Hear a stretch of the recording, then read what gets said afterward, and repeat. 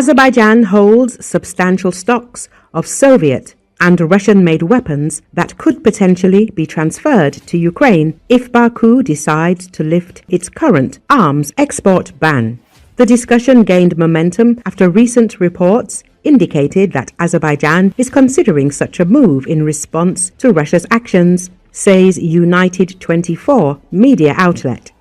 According to Defense Express on August the 11th, Azerbaijani officials are reportedly assessing the possibility of supplying Ukraine from the country's existing military inventory rather than from domestic defense industry production. This arsenal includes artillery systems, multiple launch rocket systems MLRS, armored vehicles and tanks, much of it acquired from Russia, Belarus and Ukraine over the years.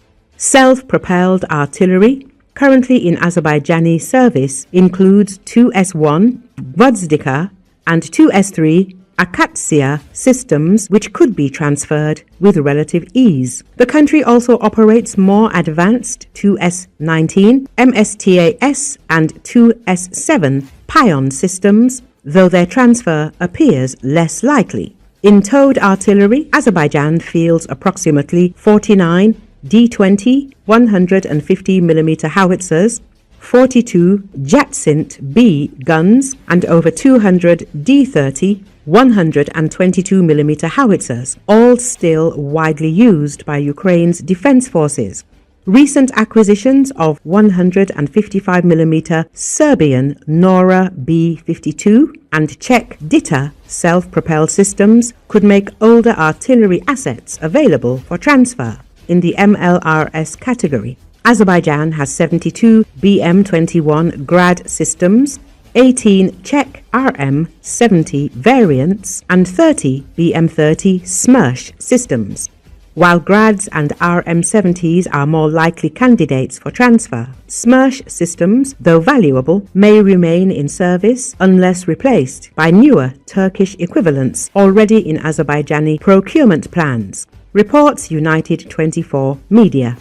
The country's armored fleet includes hundreds of Soviet-designed BTR-60, BTR-70, BTR-80, BTR-80A and BTR-82A armored personnel carriers, along with BMP-1, BMP-2, BMP-3 and BMD-1 infantry fighting vehicles. Some could be released if replacements are secured. In terms of tanks, Azerbaijan operates large numbers of T-72s as well as T-90s and T-55 models. Only T-72s appear to be realistic candidates for transfer. In air defense, Azerbaijan fields older S-200 and S-125 systems along with Buk M1 and S-300 systems. Transfers from the older systems are more plausible, though still uncertain. The country's air fleet, including Su-25, MiG-29, L-39 and Mi-24 aircraft, is considered too limited for transfer. Azerbaijan also operates the Skif anti-tank guided missile, the export version of Ukraine's Stugna P, United 24 media says. While Turkish and Israeli-made systems are unlikely to be transferred, possible additional supplies could include mortars and older military vehicles. Any decision would depend on political considerations, operational needs, and the scale of Azerbaijan's modernization programs.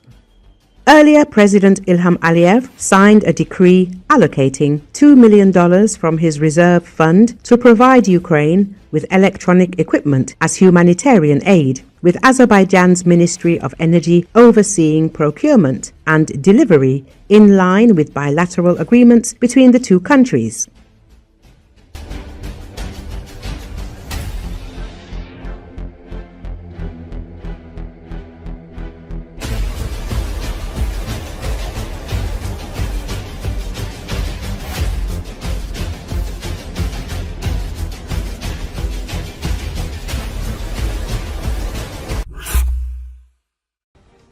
The St. Petersburg Garrison Military Court sentenced the former head of the armored service of the Central Military District, Major General Denis Putilov, to 8.5 years in prison. He was found guilty of accepting a bribe on an especially large scale while fulfilling a state defense order. Part 6, Article 290 of the Criminal Code, the Investigative Committee reports. The 46-year-old serviceman will serve his sentence in a maximum security penal colony. He was stripped of his rank. The court also banned him from holding administrative positions in government agencies for 6 years after his release. According to the investigation, in 2023 to 2024, the Ministry of Defense concluded a number of contracts worth over 140 million rubles for the repair and maintenance of military equipment with individual entrepreneur Chudinov.